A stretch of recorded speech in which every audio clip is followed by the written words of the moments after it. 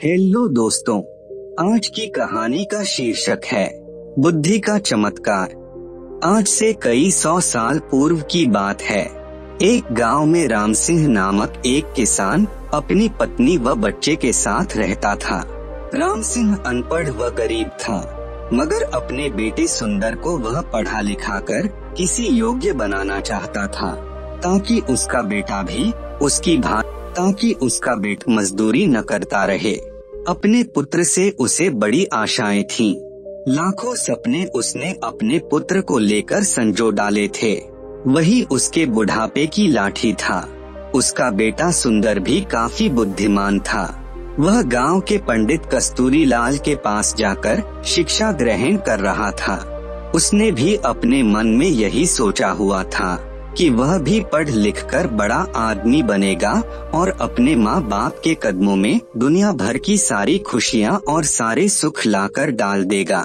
इंसान यदि किसी लक्ष्य को निर्धारित कर ले और सच्चे मन से उसे पाने का प्रयास करे तो वह उसमें सफलता प्राप्त कर ही लेता है। ऐसा ही सुंदर के साथ भी हुआ। वह अपनी कक्षा में अच्छे नंबरों से उत्तीर्ण हुआ। सारे गांव में उसकी खूब वाहवाही हुई। अपने बेटे की इस सफलता पर राम सिंह का मस्तक भी गर्व से ऊंचा हो उठा। एक रात राम सिंह ने अपनी पत्नी से कहा, सुंदर की माँ, मेरे मन में सुंदर को लेकर काफी दिनों से एक विचार उठा रहा है। कहो जी। राम सिंह की पत्नी ने कहा, ऐसी क्या बात है? क्या सुंदर की शादी ब्याह का विचार बनाया है? अरे भगवान, शादी ब्याह तो समय आने पर हम उसका करेंगे ही, मगर अभी उसे अपने पैरों पर तो खड़ा होने दें। मेरा तो यह विचार है कि क्यों न हम उसे शहर भेज दें, ताकि वहाँ जाकर कोई अच्छा सा काम धंधा सीखकर कुछ बनकर दिखाए। यहाँ गांव में तो बस मेहनत मजदूरी का ही धंधा है। पढ़ने लिखने के बाद भी यदि उसे यही धंधा करना है तो पढ़ाई लिखाई का लाभ ही क्या है? हमारा तो अपना कोई खेत भी नहीं है जिसमें मेहनत करके वह कोई तरक्की कर सके। मगर सुंदर के बापू, सुंदर ने तो आज तक शहर देखा ही नहीं है। हम किसके भरोसे उसे शहर भेज दें? सुंदर की माँ कमला ने कहा, माना कि हमारा सुंदर समझदार और सूझबूझ वाला है और शहर में वह कोई अच्छा सा काम धंधा तलाश भी लेगा, मगर शहर में टिकने का कोई ठिकाना भी तो चाहिए। सुनो सुंदर की माँ, शहर में मेरा एक मित्र है। हालांकि हम दोनों वर्षों से एक दूसरे से नहीं मिले, मगर फिर भी मुझे उम्मीद है कि यदि मैं सुंदर को उसका पता ठिकाना समझाकर भेजूं तो वह अवश्य ही उसे शरण देगा और रोजी रोजगार ढूंढने में वह सुंदर की सहायता भी करेगा। बात तो आपकी ठीक है सुंदर के बापू, लेकिन मेरा मन नहीं मान रहा कि मैं अपने लाल को अपनी आंखों से दूर करूं। ऐसा तुम अपनी ममता के हाथों मजबूर होकर कह रही हो, मगर दिल से तो तुम भी यही चाहती हो कि हमारा बेटा तरक्की करे। इसलिए दिल को मजबूत बनाओ। सुंदर शहर जाकर कुछ बन गया तो हमारा बुढ़ापा भी सुख से गुजरेगा। और इस प्रकार राम सिंह ने अपनी पत्नी को समझा बुझाकर सुंदर को शहर भेजने के लिए राजी कर लिया। उसी शाम सुंदर जब अपने यार दोस्तों के साथ खेल कूद कर घर वापस आया तो राम सिंह ने बड़े प्यार से अपने पास बैठाया और अपने मन की बात बता दी। सुंदर यह जानकर बहुत खुश हुआ कि उसका बापू उसे शहर भेजना चाहता है। वास्तव में सुंदर भी यही चाहता था कि वह किसी प्रकार शहर चला जाए और वहाँ कोई ऐसा काम धंधा करे जिससे उसका परिवार सदा सदा के लिए गरीबी से छुटकारा पाकर सुख भोगे। आठ पिता का प्रस्ताव पाकर वह बड़ा खुश हुआ और बोला, पिताजी, चाहता तो मैं भी यही था कि पढ़ लिख कर शहर जाऊं और अच्छी सी नौकरी करके घर की कमाई में आपका हाथ बटाऊं, मगर कहीं आप मुझे शहर भेजने से इनकार न कर दें। यही सोचकर मैंने आपसे अपने मन की बात नहीं कही, मगर अब जब आप स्वयं ही मुझे शहर भेजने के इच्छुक हैं, तो इससे अधिक खुशी की बात मेरे लिए भला और क्या हो सकती है। मैं अवश्य ही शहर जाऊंगा। और प्रकार दूसरे ही दिन राम सिंह ने उसे दीन दुनिया की ऊंच नीच समझाई और अपने मित्र का पता देकर शहर के लिए विदा कर दिया। सुंदर काफी सूझबूझ वाला समझदार युवक था। अपने माता पिता के दुख दर्द को वह भली भांति समझता था। वह यह भी जानता था कि गांव में रहकर तो उसका भविष्य अंधकार में ही डूबा रहेगा, जबकि उसकी इच्छा बड़ा आदमी बनकर अपने माता पिता को भरपूर सुख देना था। अतः खुशी खुशी वह शहर के लिए रवाना हो गया। शहर आकर सुंदर की आंखें चुंधिया गईं। खूब भीड़ भड़का, सजी संवरी दुकानें, तागे इक्कों का आवागम। खैर आश्चर्य से वह सब देखता सुंदर अपने पिता के कथित दोस्त से मिलने चल दिया। लेकिन जब वह पिता के बताए स्थान पर पहुंचा तो पता चला कि उसके पिता का दोस्त रामचंद्र तो न जाने कब का मर खप गया और अब तो उसके परिवार का भी कोई अता पता नहीं था। यह जानकर सुंदर बहुत निराश हुआ और सोचने लगा कि अब क्या होगा। आशा निराशा तो जीवन में चलती ही रहती है, लेकिन सुंदर उन युवकों में से नहीं था जो हताश होकर बैठ जाते हैं। उसने हिम्मत और आत्मविश्वास कूट कूट कर भरा था। उसने अपने आप को दिलासा दिया और बोला, बेटे सुंदर, निराश होने से कुछ नहीं होगा। अब शहर आ ही गए हैं तो कुछ करके ही लौटेंगे। माँ और बापू ने मुझसे बड़ी उम्मीदें लगा रखी हैं। मैं ही उनके बुढ़ापे की लाठी हूँ। अब शहर आ ही गया हूँ तो कुछ बनकर ही लौटूंगा। तुझे याद नहीं, गांव में मास्टर जी कहा करते थे, हिम्मत ए मर्दा मदद ए खुदा। यानी जो लोग हिम्मत करते हैं उनकी मदद खुद भगवान करते हैं। अपने आप को इसी प्रकार हौसला बंधाता हुआ सुंदर पूछता पूछता एक सराय में आकर ठहर गया। उसने स्नान आदि से निवृत्त होकर थोड़ा आराम किया, फिर किसी नौकरी की तलाश में निकल पड़ा।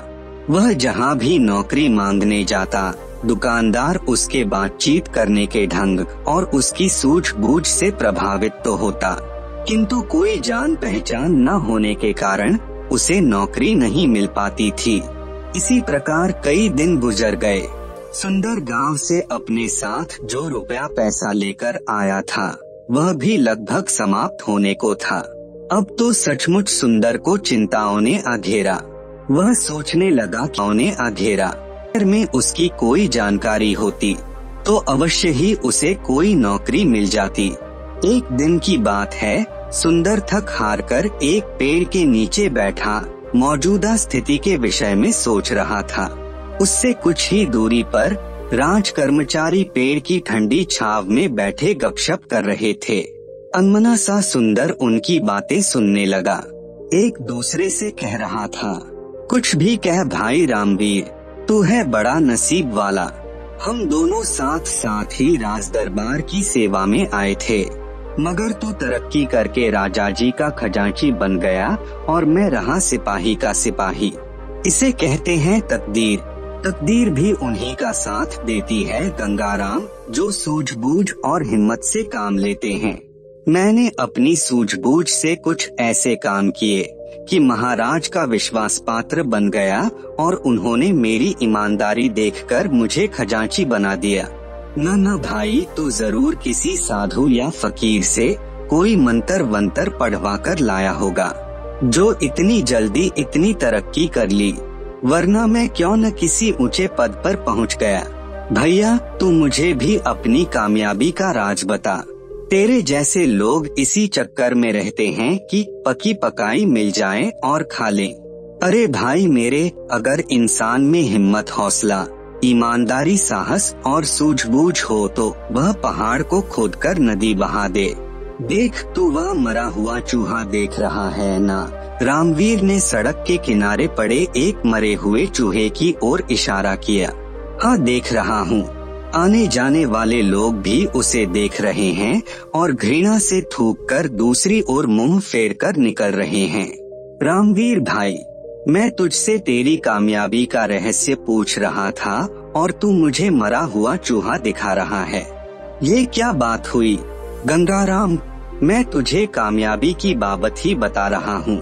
सुन, लोग उस मरे हुए चूहे पर थूक कर जा रहे हैं, मगर कोई सूझबूझ वाला इंसान इस मरे हुए चूहे से भी 4 पैसे कमा लेगा।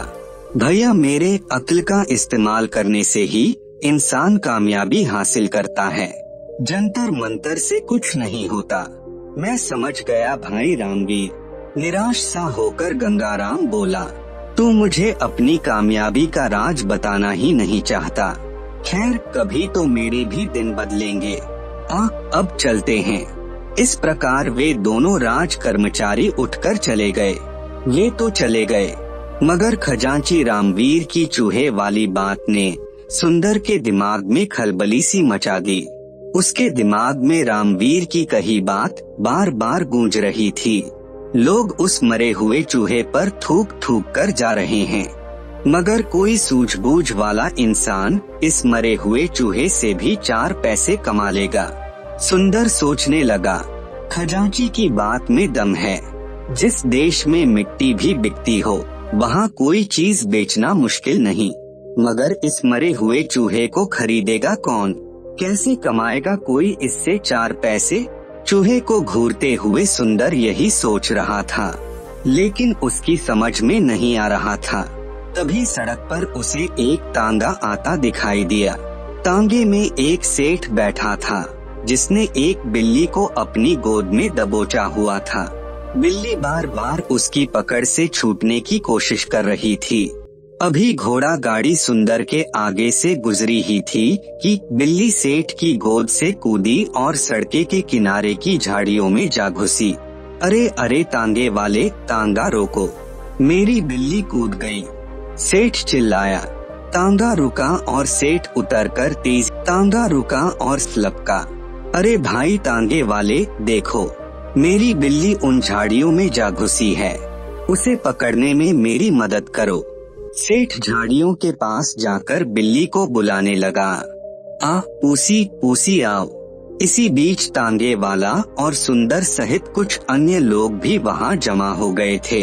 अरे भाई, मैं किसी खास प्रयोजन से इस बिल्ली को खरीद कर लाया हूँ, कोई इसे बाहर निकालने में सहायता करो। सेठ बेताब होकर एकत्रित हो गए लोगों से गुहार कर रहा था, जबकि झाड़ियों में घुसी बिल्ली पंजे झाड़ झाड़ कर गुर्रा रही थी। देख नहीं रहे हो सेठ जी कि बिल्ली किस प्रकार गुर्रा रही है? एक व्यक्ति बोला। हाथ आगे बढ़ाते ही झपट पड़ेगी। यह सब देखकर सुंदर के मस्तिष्क में राजा के खजांची की बात गूंज गई। कोई सूझबूझ वाला इंसान इस मरे हुए चूहे से भी 4 पैसे कमा लेगा। सुंदर के मस्तिष्क में धमाका सा हुआ और तुरंत उसके मस्तिष्क में एक युक्ति आ गई। वह सेठ से बोला, सेठ जी, अगर मैं आपकी बिल्ली को काबू करके दूं, तो आप मुझे क्या देंगे? सेठ जी ने तुरंत सुंदर की ओर देखा और बोला, भाई, तू मेरी बिल्ली को काबू करके देगा तो मैं तुझे चांदी का एक सिक्का दूंगा। चांदी का सिक्का? सुंदर के मुंह में पानी भर आया। ठीक है, आप यहीं रुकिए, मैं अभी आपकी बिल्ली काबू करके आपको देता हूँ। कहकर सुंदर दौड़ा दौड़ा उसी दिशा में गया जिधर मरा हुआ चूहा पड़ा था। वाह बेटा सुंदर, बन गया काम। उस खजांची ने ठीक ही कहा था कि यदि सूझबूझ से काम लिया जाए तो इस मरे हुए चूहे से भी 4 पैसे कमाए जा सकते हैं। सुंदर ने मन ही मन खुश होते हुए एक रस्सी तलाश की और चूहे की गर्दन में फंदा डालकर झाड़ियों की ओर चल दिया। हटो हटो, सब पीछे हटो। भीड़ को एक ओर हटाता हुआ सुंदर बोला, बिल्ली अभी बाहर आती है। अरे मरा हुआ चूहा, यह तो वहाँ पड़ा था, किसी ने कहा। दूसरा बोला, भाई वाह, इस लड़के ने तो मौके का फायदा उठाकर एक सिक्का कमा लिया। इसे कहते हैं बुद्धि का करिश्मा। यह लड़का अवश्य ही एक दिन बड़ा आदमी बनेगा। लोग तरह तरह की बातें बनाने लगे। सुंदर झाड़ियों के करीब बैठ गया और रस्सी से बंधे चूहे को बिल्ली के सामने लहराने लगा। मोटे चूहे को देखकर बिल्ली के मुंह में पानी भर आया। एक नजर उसने मैत्री भाव से सुंदर की ओर देखा, फिर दुम हिलाती हुई धीरे धीरे सुंदर के करीब आने लगी। सभी लोग उत्सुकता से यह तमाशा देख रहे थे और फिर कुछ ही पलों बाद चूहे के लालच में जैसे ही बिल्ली बाहर आई, सुंदर ने उसकी पीठ पर प्यार से हाथ फेरा और उसे गोद में उठा लिया। आपको ये कहानी कैसी लगी नीचे कमेंट करके हमें जरूर बताइएगा। अगर आपको ये कहानी पसंद आई हो तो अपने दोस्तों के साथ जरूर शेयर करें और ऐसी ही प्यारी कहानियाँ सुनने के लिए हमारे YouTube चैनल को सब्सक्राइब करें। धन्यवाद।